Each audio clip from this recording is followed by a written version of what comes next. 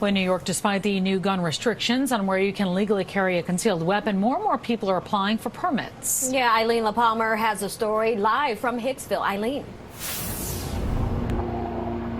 Well, that's right. Some of those restrictions include Times Square and houses of worship. But as you said, the number of people who want these permits anyway is soaring. In New York City alone, applications up 54%. And a lot of those people are coming out here to Long Island to try to take a required class. Supreme Court striking down the previous more restrictive concealed carry law.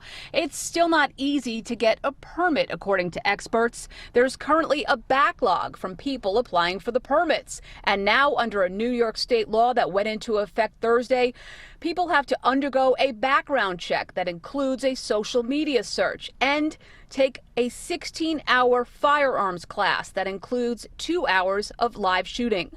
But there's no uniform class yet. Instructors were given guidelines only. Drop your finger into the trigger, all right, and then slowly pull it back. There you go. Pull the trigger.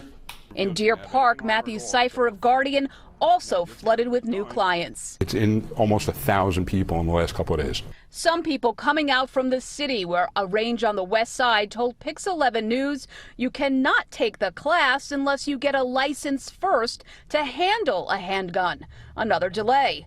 But Seifer says that's not his understanding from the state. You don't need a pistol permit, as of what we're being told right now, to take the training, which means we'll be able to put an actual handgun in a student's hands, train them on the safe handling, use, and disposal of a firearm, and they don't need to have a permit. There's really no oversight on it, but they're entrusting us as qualified firearms instructors. And so you can see there's still a lot of things to be worked out, literally a work in progress at this point. The entire permitting process, I'm told, could take up to 18 months.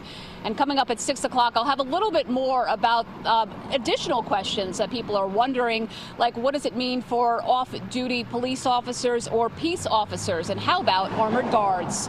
For now, we are live in Hicksville. Eileen LaPalmer, PIX 11 News. All right. Thank you, Eileen. All right, 80.